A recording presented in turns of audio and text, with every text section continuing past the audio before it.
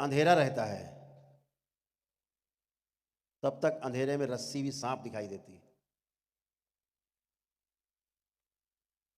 अंधेरे में अगर मेढक काट ले और कोई कह दे कि सांप ने काटा है तो शरीर में जहर बनना शुरू हो जाता है और आदमी की मृत्यु हो सकती है। तो ये जो भ्रम है ये सबसे बड़ी बीमारी है। दरबार ने यही अनुसंधान किया कि ये सिर्फ भ्रम है और भ्रम से बड़ी बीमारी इस संसार में दूसरी कोई है नहीं। भ्रम की वजह से महाभारत युद्ध हुआ।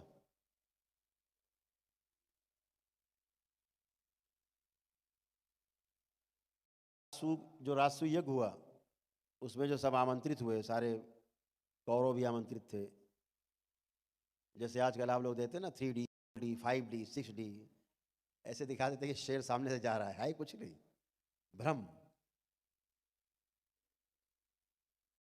तो ऐसे ऐसे म्यूजियम बन गए हैं, वहाँ जाओ तो आपके सामने से शेर गुजरेगा, पूरा हाथी गुजरेगा, आपको लगेगा जंगल में है, एकदम ऐसा इफेक्ट दे देंगे। इतना बड़ा भ्रम। तो ऐसे ही उन्होंने राजमहल में भ्रम फैलाया था, जहाँ पानी था वहाँ सूखा, जहाँ सूखा था वहाँ पानी, यानी वो दिखता था सूखा है, पैर रख दिया तो पानी है, और जहाँ पानी था वहाँ सूखा बना दिया तो वो चले जा रहे हैं, तो पानी के अंदर चले गए। ऐसे भ्रम हुआ तो गिरे गिरे। जब दुर्योधन गिरा तभी कहा ना द्रौपदी ने कि अंधों का अंधा ही पैदा होता है। ये कारण बना सबसे बड़ा महाभारत युद्ध का, भ्रम के कारण। तो जो भ्रम है, जो भ्रम की बीमारियां हैं वो सही की लगती है। इतना गहरा भ्रम हो जाता है जब, तो बीमारियां सही की लगने लगती हैं, एकदम सच में।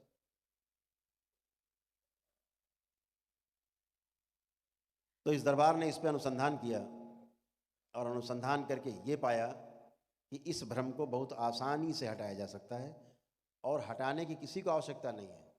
वैदिक नियम अगर आदमी पूरे कर ले तो स्वयं ही हटा सकता है। जैसे आप लोगों ने तमाम भ्रम को अपने मस्तिष्क से, परिवार के मस्तिष्क से हटाया है, केवल वैदिक प्रक्रिया पूरी करके दरबार की। तो वो जो भ्रम है, गली गली दुकानें खुल गई भ्रम हटाने की, हटता है नहीं। तालाब है, लाठी से पानी मारो अलग होता नहीं, मारते रहो। तो वो जो भ्रम हटाने की जो नकली दुकानें खुल गई गली गली, पगड़ी टोपी पहन के, और कुछ भी नहीं पता। कैसे कहें इन लोगों के बारे में, क्या कहें कि कुछ कहना भी अच्छा नहीं लगता।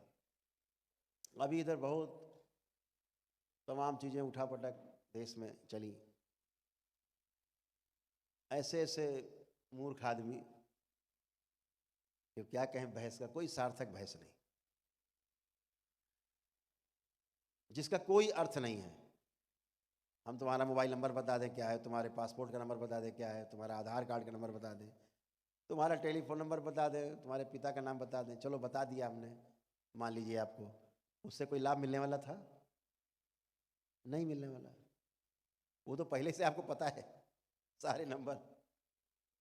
लेकिन कहो कि 10 आदमी बीमार तड़प रहे हैं, इन्हें ठीक किया जाए, तो घिग्गी बन जाती है, बउआ बन जाते हैं कि भाई ये तो बीमारी है, तो डॉक्टर के पास ले।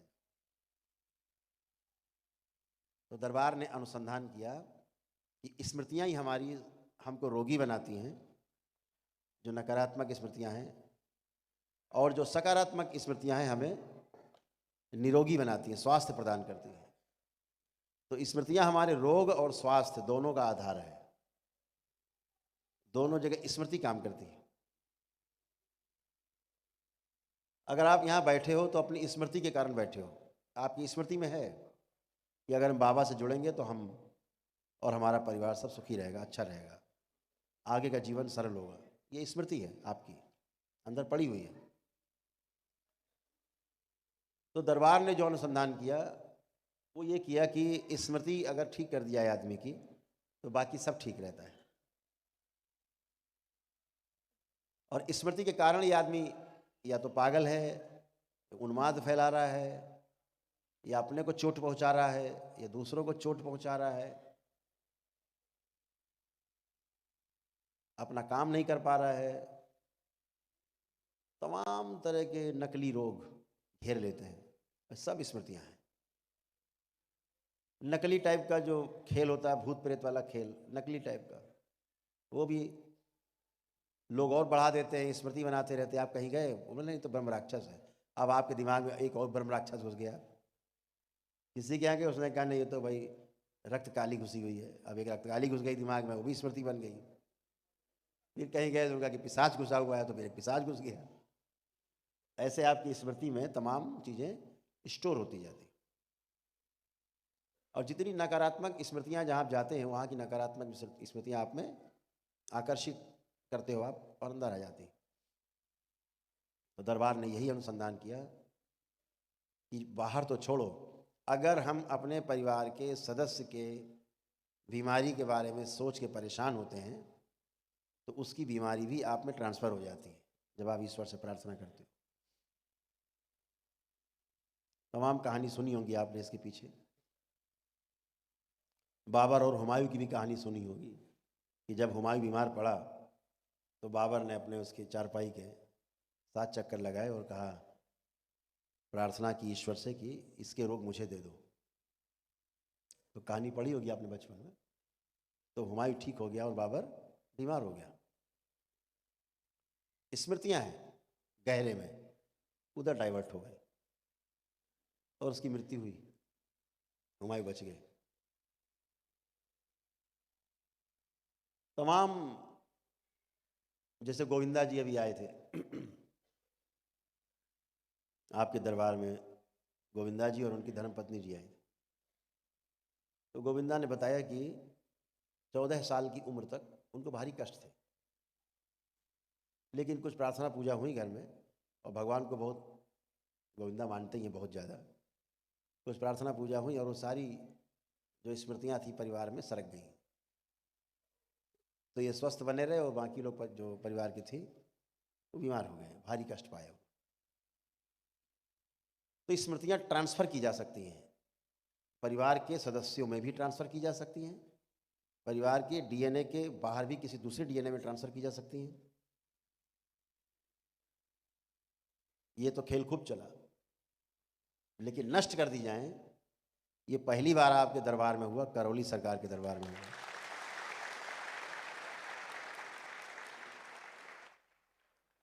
तो स्मृतियों की साइंस तो थी, लेकिन ट्रीटमेंट नहीं था। ये सब जानते थे कि स्मृति जो है, कर्म स्मृति, हमारी कर्मों की जो स्मृति बनी हुई है, जब तक वह स्मृति रहती है उसका भोग बनता है। उसका भोग काटने के लिए स्मृति आगे आती है, और वह स्मृति जो है रोग के रूप में दिखाई देती है जब भोग कटना होता है।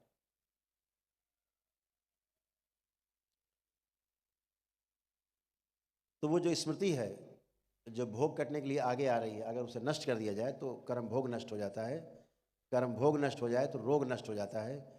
और ये दरबार प्रतिदिन अरबों खरबों स्मृतियाँ आपकी नष्ट करता है, और सारे कर्म भोग भी आपके नष्ट करता है, बीमारियों से संबंधित। जो वर्तमान में बीमारियां रहती उनसे संबंधित भोग नष्ट हो जाते हैं। ऐसे हजारों जन्म जी के आप आए हैं, हजारों हजारों जन्म आपने लिए हैं पीछे, उन सब की स्मृतियाँ रहती रहती हैं। जब कोई आगे आती है तो आपको वैसा ही फील होता है, वैसा ही रोग, वैसा ही कष्ट। दरबार उन सबको हटा देता है। जब आप दीक्षा लेते हो, आज जो आप अद्भुत काम करने जा रहे हैं, इसलिए मैं स्मृति में आपसे बात कर रहा हूँ। ये दीक्षा बहुत अद्भुत है जो आज पूजनी बाबा जी से आपको प्राप्त होने जा रही है। जब आप जाप करते हैं, इस जाप मात्र से आपके कर्म भोग, आपकी कर्म स्मृतियां कटने लगती हैं, नष्ट होने लगती हैं, केवल जाप से।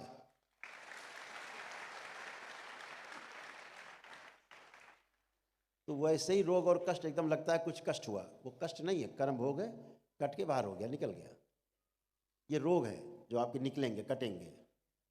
और एक और इसमें सबसे अद्भुत है, कि जब आप अपना दशांश कर लेते हो, मान लीजिए जो 1.25 लाख जब का प्रावधान है, वो जब करने के बाद जो 12,500 का दशांश होता है, हवन करके या अगियारी जला के आप कर लेते हो, तो ये जो हवन का, जो दशांश के हवन का जो पुण्य आपके मस्तक पे आज्ञा चक्र पे जो आपके स्थिर होता है, स्थापित होता है, सक्रिय हो जाता है, इतना अद्भुत है। परिवार में कभी किसी को कोई समस्या हुई, कोई कष्ट हुआ, तो ये पुण्य सीधे जाकर के ऊर्जा उसमें सीधे जाती। जहाँ आपने प्रार्थना की बाबा हमारी अम्मा को ठीक कर दो, कष्ट में है, बस आपका पुण्य निकला और सीधे अम्मा में, और तब तक नहीं निकलेगा बाहर। अम्मा से ट्रीटमेंट करके जब तक ठीक नहीं कर लेगा तब तक नहीं छोड़ेगा।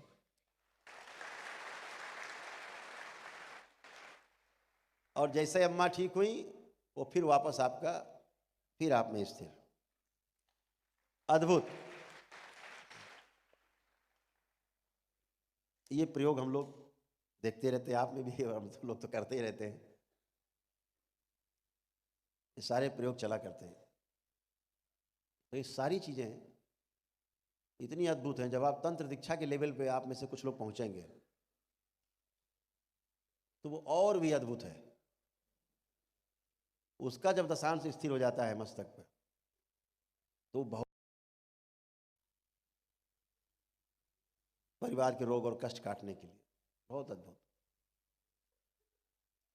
तो जिस में आप कदम रखने जा रहे हैं, बहुत महत्वपूर्ण विषय है जो आपने चुना है अपनी लाइफ में, जिसके लिए आपने, हम सब ने इस धरती पे जन्म लिया है बार बार, और इस बार भी जन्म इसीलिए लिया गया है कि इस 84 लाख योनियों के बंधन से, इस मर्त्य लोक से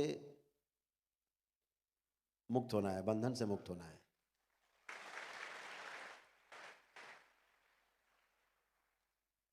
जो यात्रा अनंत की है, और इस अनंत की यात्रा में वापसी की ओर चलने का समय आप सबका आ गया है। जो लोग गंभीरता से इसको करेंगे, इसको महसूस कर पाएंगे, इसमें जी पाएंगे, इसको जान पाएंगे, समझ पाएंगे। बहुत विषय तो गूढ़ है, लेकिन जानना बहुत ही सरल है। अभी आपको कठिन लग रहा होगा, लेकिन जानना बहुत सरल है। केवल आपकी दृष्टि बदलने की आवश्यकता है,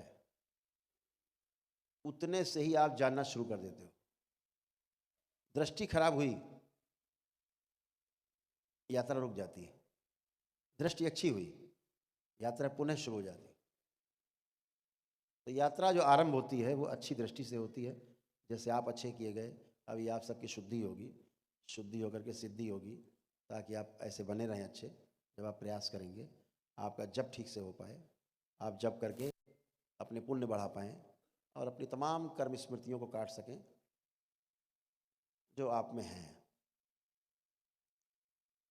तो इस दरबार ने जब ये अनुसंधान किए तो बड़े कमेंट्स आया करते थे यूट्यूब पर। ये तो हम पहले से जानते हैं कि कर्म भोग के कारण जो है रोग होते हैं, कष्ट होते हैं, लेकिन जब उनसे ये पूछो, ये तो जानते हो उसके कारण कष्ट होते हैं, कभी ठीक कर पाए स्मृति हटा के? तो उसके बारे में नहीं पता है। बाकी भाषण सारे पता है, क्योंकि किताबों में सारी साइंस लिखी हुई, सूचना सब है, लेकिन स्मृतियों से ट्रीटमेंट कभी नहीं हुआ इस धरती पर। ये पहली बार आपके दरबार में हो रहा है, स्मृतियां हटा के ट्रीटमेंट होता है।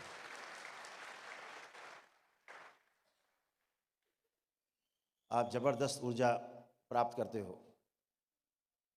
दरबार ने और दरबार का विस्तार करने के लिए भी, और तमाम लोगों को लाभ मिले उसके लिए दरबार ने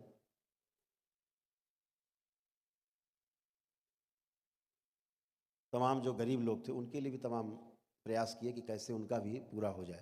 तो सब प्रयास जारी है, आप सबका सहयोग है, तो सब चलता रहेगा अच्छे से। थोड़ा कभी कभी असहयोग होता है, जब पहली बार मिलने आते हैं लोग, तो हमने कहा भाई सबसे मिला जाएगा, इनका भी कोई टोकन नहीं लो। पहले जो लोग नमन कर रहे होते थे उनका टोकन बंद किया गया, फिर लगा कि सभी के बंद कर दो, सभी को ऐसे मिल लो। तो एक ही परिवार के 5-5, 6-6 लोग, 10-10 लोग टोकन लेने लग गए।